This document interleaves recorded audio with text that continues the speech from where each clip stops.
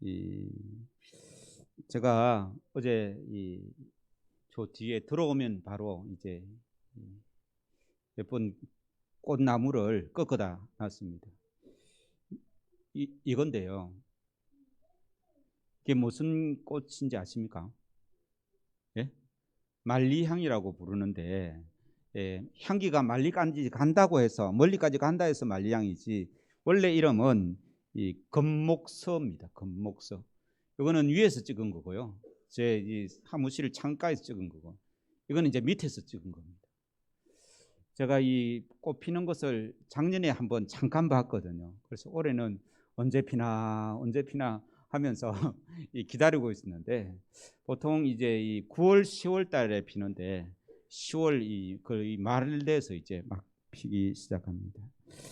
이 온 산과 들에도 이제 곧 단풍이 들어가는 그런 이 아름다운 계절, 또 이 과일이나 추수가 되는 그런 아름다운 계절인데요. 하나님을 찬양하는 이 그런 아름다운 세상에서 또 하나님을 찬양하는 성도들과 함께 이 하나님께 예배드릴 수 있는 것은 큰 은총인 줄로 믿습니다.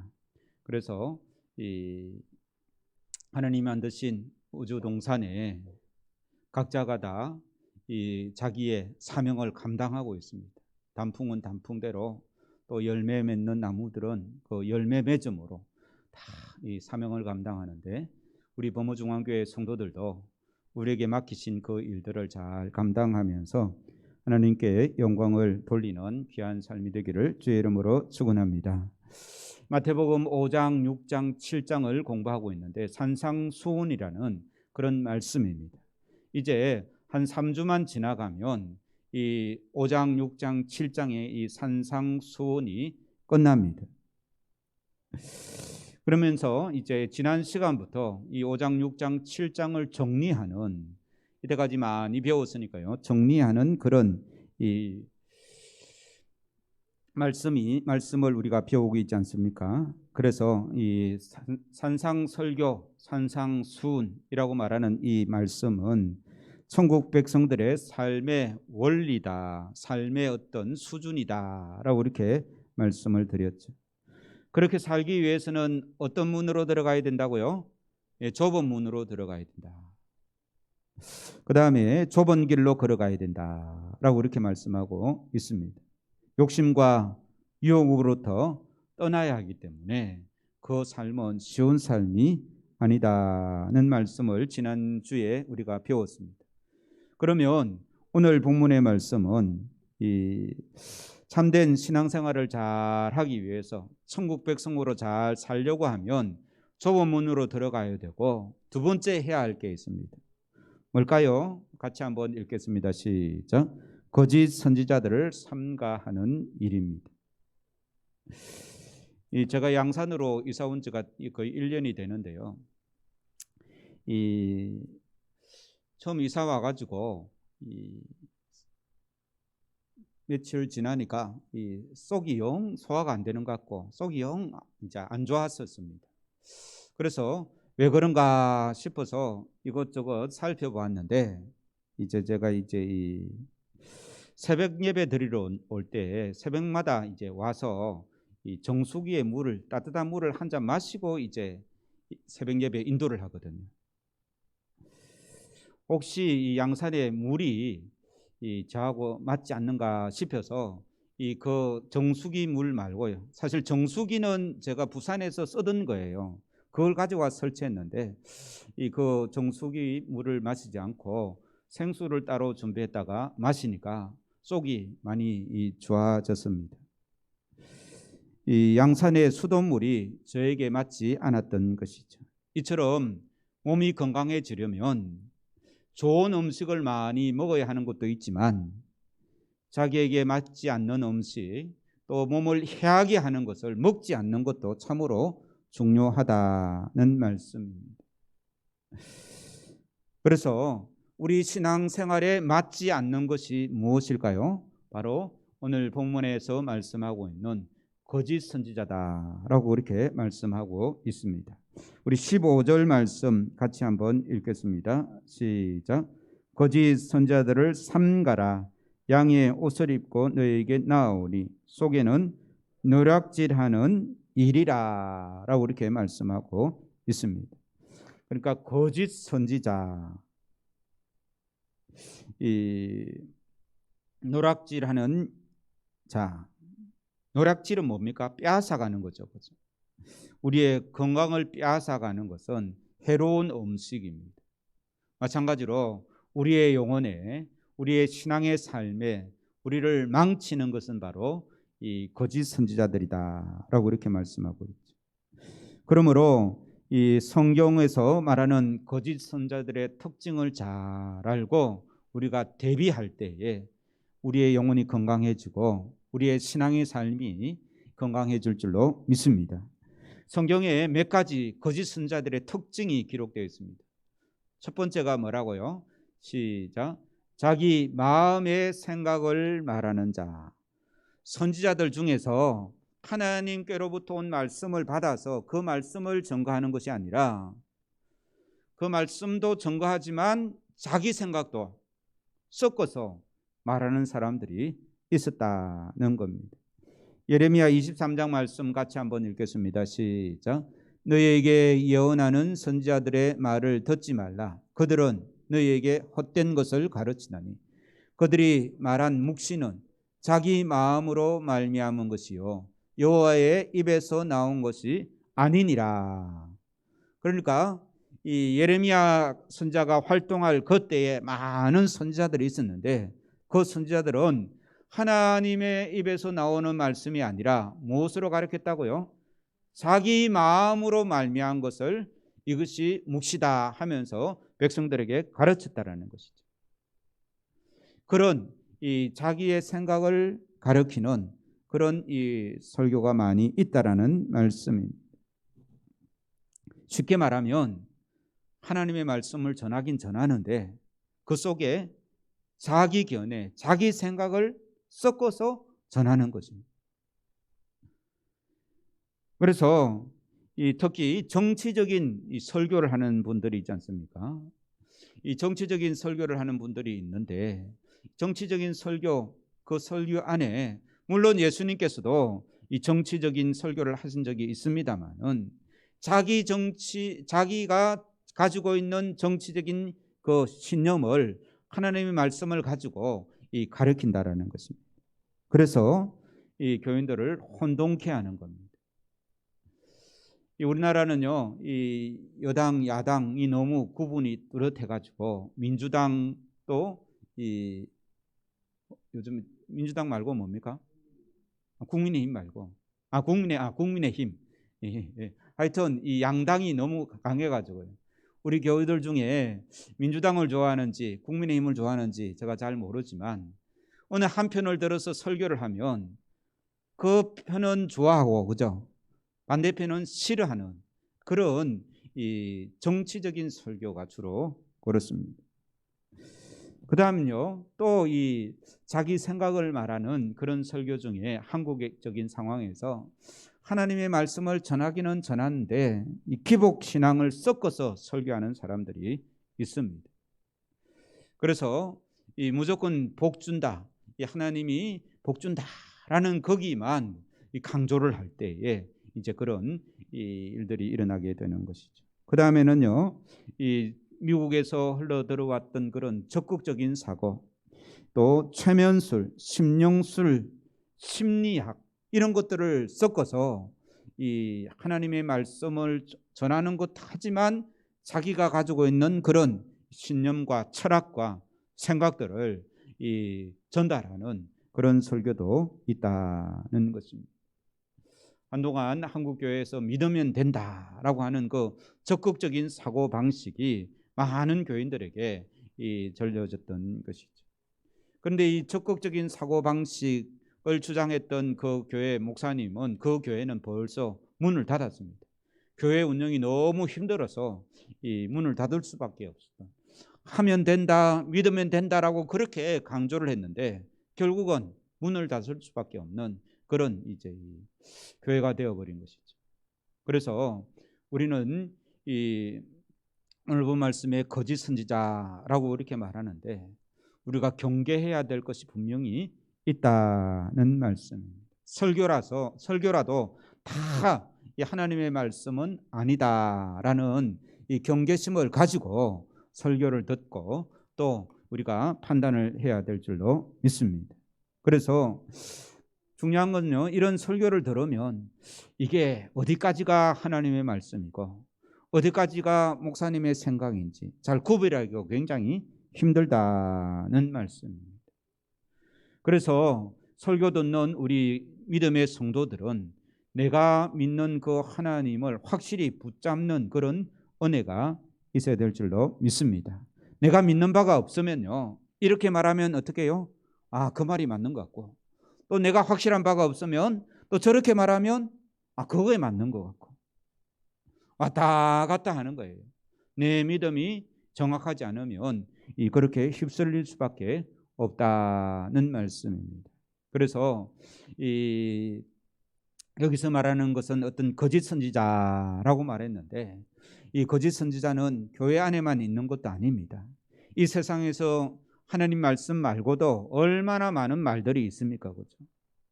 그래서 내가 그 말들에 속아 넘어가면 결국은 거짓 선지자에게 속아 넘어가는 것과 같다는 말씀이죠. 그리고 성경에서 또 거짓 선지자에 대해서 말씀을 하고 있는데요. 두 번째는 거짓 선지자의 특징이 어떤가 하면 같이 한번 읽겠습니다. 시작. 거짓 평화를 말하는 자. 그래서 거짓 선지자라고 이렇게 말합니다. 에스겔 13장 말씀입니다. 같이 읽겠습니다. 시작. 그들이 내 백성을 유혹하여 평강이 없으나 평강이 있다 함이라. 어떤 사람이 담을 쌓을 때에 그들이 회치를 하는도다. 무슨 말인가 하면 곧 전쟁이 일어나고 곧 바벨론이 쳐들어올 건데 이 예레미야 말고 다른 모든 선지자들은 뭐라고 말한다고요? 아, 괜찮다. 전쟁이 일어나지 않는다. 하나님이 평강 주실 거야. 하나님께서는 지금 바벨론을 통해서 이스라엘을 심판하려고 하시는데 거짓 선지자들은 뭐라고 한다고요? 아, 하나님이 있어서 우리는 절대 망하지 않아요. 성경 말씀이 있는데 어떻게 망할까? 이제 그렇게 백성들을 평강하다 그렇게 말하는 사람들이 있었다라는 것이죠. 그리고 이 뒤에 보면 어떤 사람이 담을 쌓을 때에 그들이 회치를 한다. 무슨 말인가 하면 그 담은요 곧 무너질 담이에요. 그래서 어떤 사람은 그 담을 다시 헐고 다시 쌓아야 되는 거예요. 그런데 거짓 선지자들은 그 담을 헐고 쌓는 것이 아니라 그 담에 칠을 하는 거예요. 페인트 칠을 하는 거예요. 그러면 그 담이 깨끗하게 보이잖아요. 그죠? 근데 그 담은 언제 넘어질지 모르는 담이 되는 거예요. 마찬가지입니다. 우리의 신앙도 마찬가지입니다. 괜찮다. 집사님 신앙생활 잘합니다. 괜찮습니다. 그만하면 충분합니다. 하면서 막 칭찬하지 않습니까? 야, 대단합니다. 하면서 막 이제 괜찮다고 띄워주는 거예요. 그렇게만 하면 언제 우리의 신앙이 넘어질지 알 수 없다는 것입니다. 지금은 심판의 때인데 축복의 때라고 거짓 평화를 말하는 것은 이 거짓 선지자의 특징이 되는 것입니다. 무슨 말인가 하면 이 죄와 회개를 말하지 않고요 잘한다고 칭찬만 한다라는 것은 그것은 잘못됐다라는 것이죠.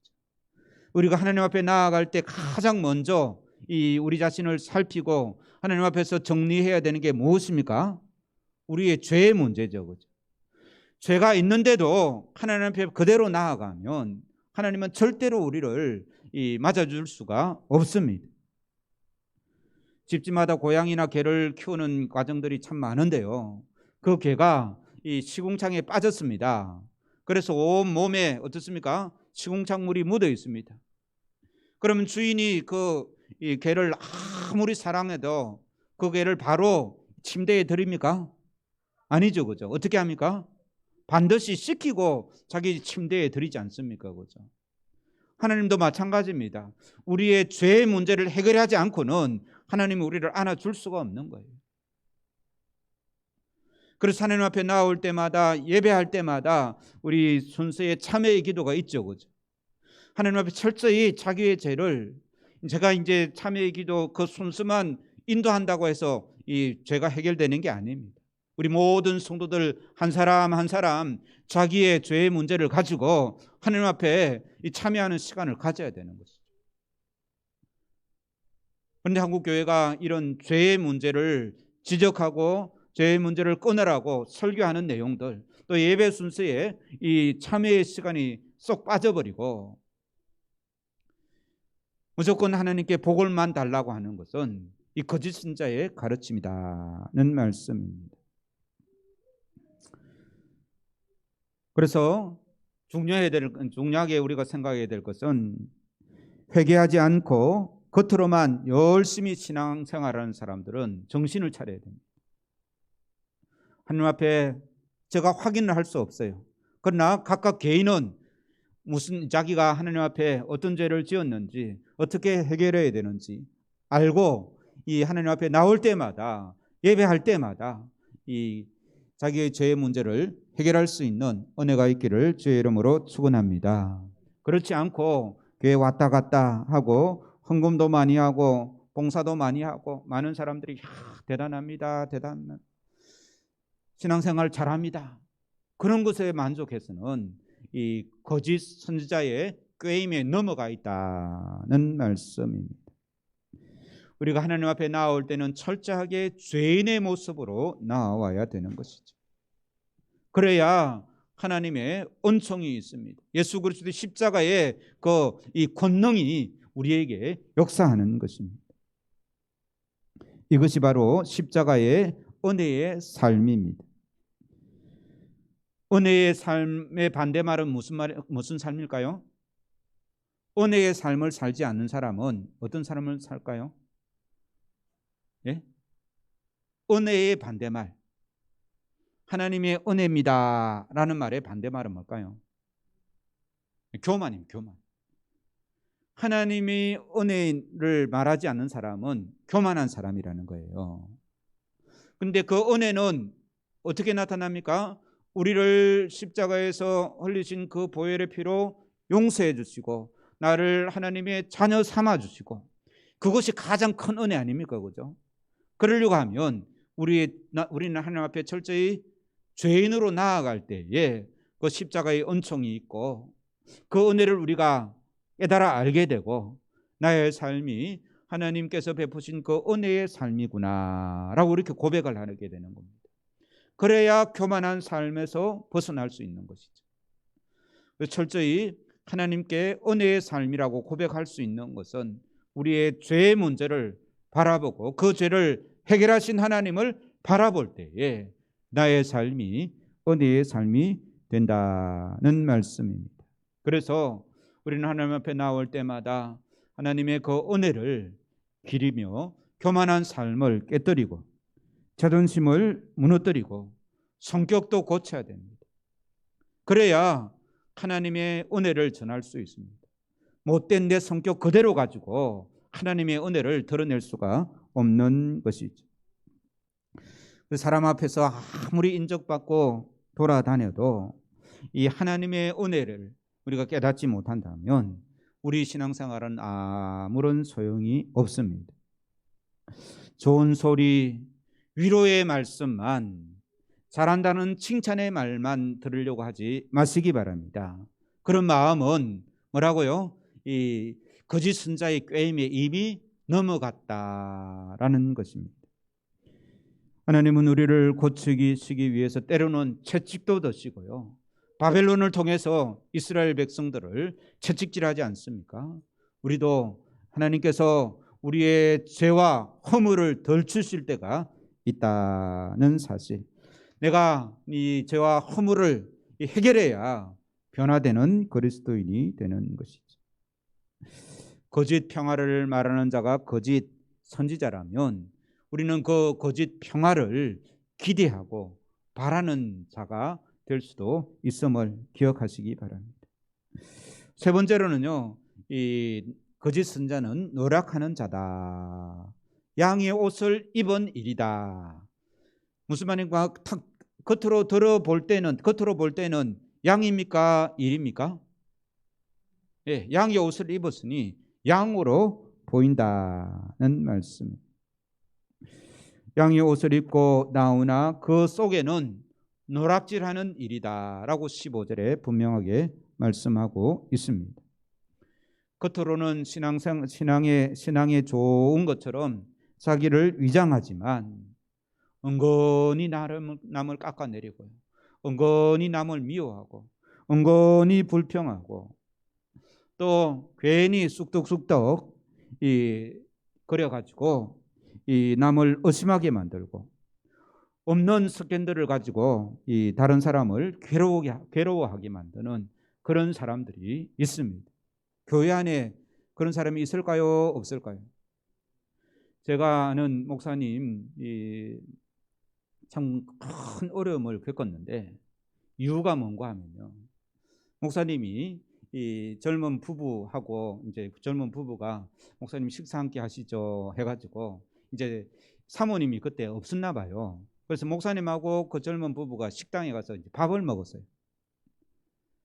그런데 이제 밥을 다 먹고 앉아 있을 때 이제 남편이 화장실 간다고, 그 식사 대접했던 남자 집사님이 화장실 한다고 화장실에 간 거예요. 그럼 그 식당에 누구 앉아 있습니까? 목사님하고 젊은 여집사님하고 앉아 있은 거예요. 그런데 교인이 그걸 지나가면서 봤어요. 그러니까 자기 눈에는 뭐만 보인 겁니까? 아, 목사님이 이 젊은 여집사하고 밥을 먹더라. 온 교회를 소문낸 거예요, 그거를. 그런데 남편이 그 남자 집사님이 암만 아니라 해도 소문이 한번 돌아놓으니까요. 그 남자 집사님이 아무리 아니라고 나도 같이 가서 그날 같이 내가 식사 대접을 했다고 해도 이 악한 이 소문은 그 공동체를 파괴하게 되는 거예요. 그 목사님이 얼마나 힘들어 하시는지. 교회 안에 이런 사람들이 있습니다. 물론 이 목회자가 잘못할 때도 있겠죠. 그런데 아무것도 아닌 걸 가지고 이 소문을 내고 뒤에서 말을 하게 되고, 이 목회자뿐만 아닙니다. 성도 간에 서로 안 좋은 이야기를 하다 보면 끝이 없는 것이죠. 이런 것들이 바로 노력하는 자입니다. 그 공동체를 터무는 자죠. 빼앗아가는 거예요. 그래서 우리는 겉으로는 괜찮은 것처럼 보이지만 그 속에서 어떤 역할을 하고 어떤 말들을 하고 그 속에 하나님의 사랑이 있는지, 아니면 교묘하게 사람들을 끌어내리고 넘어뜨리는지를 우리가 유심히 잘 살펴야 된다는 것입니다. 그래서 오늘 본 말씀에 이렇게 말씀하고 있습니다. 우리 16절 같이 읽겠습니다. 시작. 그들의 열매로 그들을 알지니 가시나무에서 포도를 또는 엉겅퀴에서 무화과를 따겠느냐라고 이렇게 말씀하고 있습니다. 그래서 거짓 선자들을 구별하는 이 법이 하나 있는데요. 그게 뭘까요? 열매로 알 수 있다는 말씀입니다. 쉽게 말해서 거짓 선자들은 성경을 말하지만 아까 말씀드린 죄를 심각하게 지적하지 않습니다. 또 영원한 심판, 지옥에 대해서도 말하지 않습니다. 그리고 영원한 천국의 삶에 대해서도 말하지 않습니다. 그저 이 땅에서 어떻게 하면 잘 살 수 있을까? 사람들이 좋아하는 말들만 하게 된다는 것입니다. 하나님은 사랑이시다라는 말은 하지만 예수님만이 구원이다라는 말은 하지 않는다라는 것입니다. 그래서 우리는 이 설교자들이나 아니면 내 신앙도 마찬가지입니다. 지금 이 설교하는 사람, 거짓 선지자 하면 설교하는 목사님들이라고 그렇게 이해하기 쉽겠지만, 그 선지자, 그 거짓 선지자에게 영향받은 나의 모습도 우리가 살필 필요가 있는 것이죠. 그래서 거짓 선지자에게 영향을 받았나 받지 않았나라는 이 자기 점검이 필요하다는 말씀입니다. 신령과 진리로 예배하는 자들은 하나님의 영광에 대한 찬양을 뜨겁게 합니다.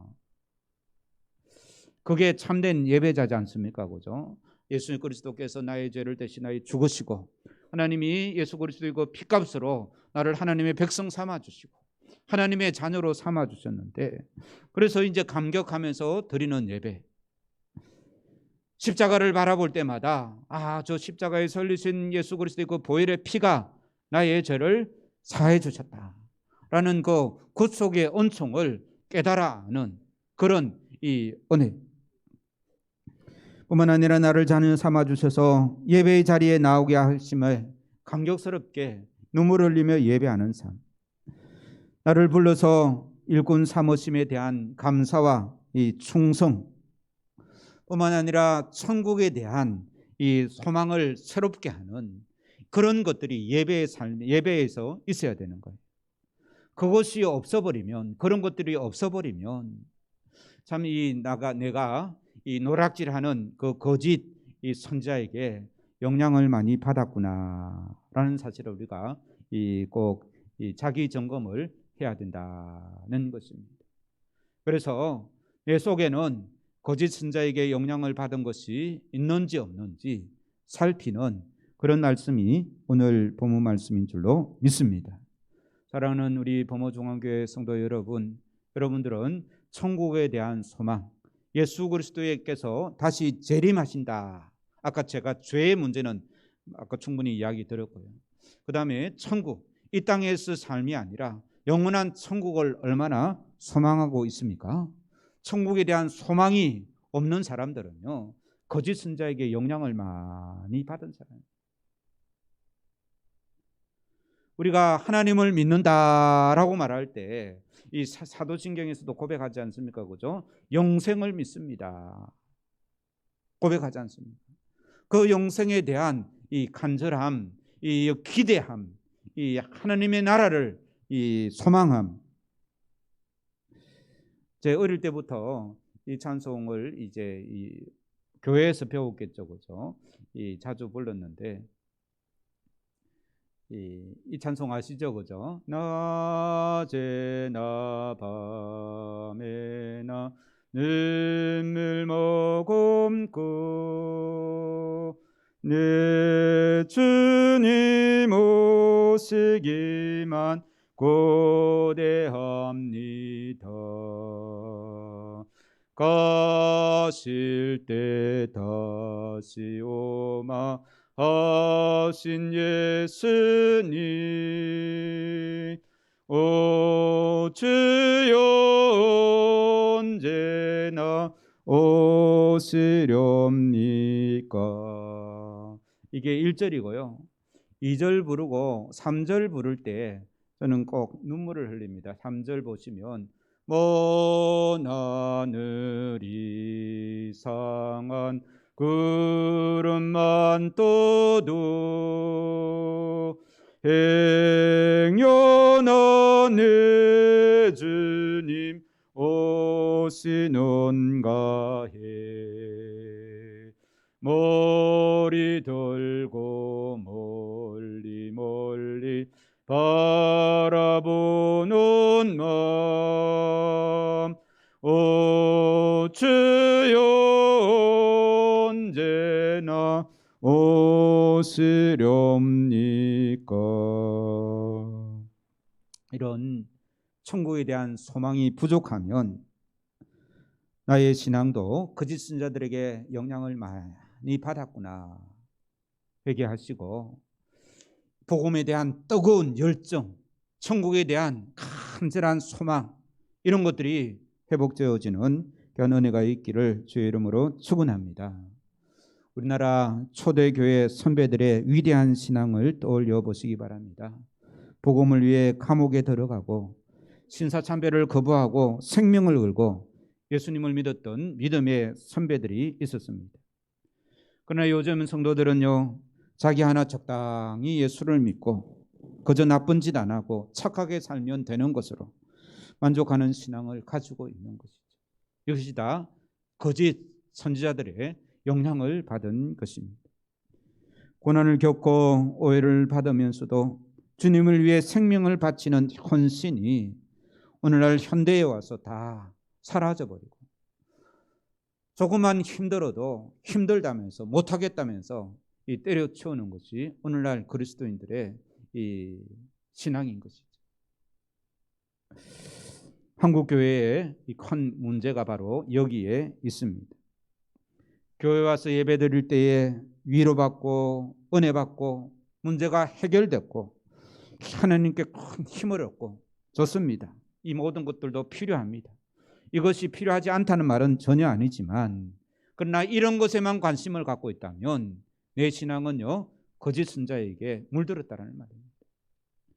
하나님께 나와서 위로받고 은혜받고 문제가 해결되고 병이 치료되고 이런 모습도 우리의 신앙의 한 부분이지만, 또한 주님 앞에 헌신하고 하나님 앞에 드리고 다른 사람을 위로하고 다른 사람을 사랑하고 다른 사람을 용서하고 나의 몸과 시간과 열정을 바쳐서 하나님의 나라를 위해서 애를 쓰는 것도 우리의 신앙의 한 모습이지 않습니까? 그죠? 그것이 잘 조화를 이루어야 되는 거예요.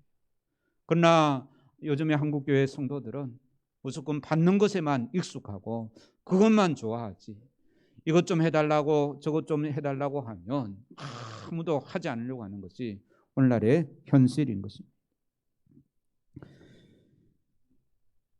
16절에 보면 그들의 열매로 그들을 알지니라고 말씀하고 있는데요, 여기서 우리는 거짓 선자들, 이런 사람이 거짓 선자들이고 이런 사람들은 참 선지자고 그렇게 판단하라고 오늘 말씀을 주신 것이 아니라 그들의 열매로 그들을 알지니, 여기서 그들은 누구겠습니까?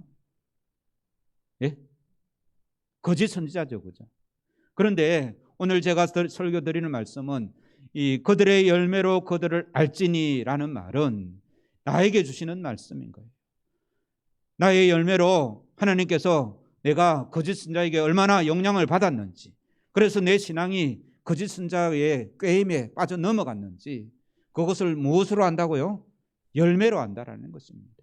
나의 삶의 열매가 얼마나 하나님께서 기뻐하시는 열매로 맺혔는지를 스스로 점검해 보시기 바랍니다. 그래서 내가 얼마나 그 거짓 선자의 영향을 받아서 내 신앙이 이 엉망인지 아니면 바로 섰는지 스스로 평가하고, 주님 앞에 하나님 아버지, 내가 이 거짓 선자의 영향을 받아서 내 신앙이 이렇습니다.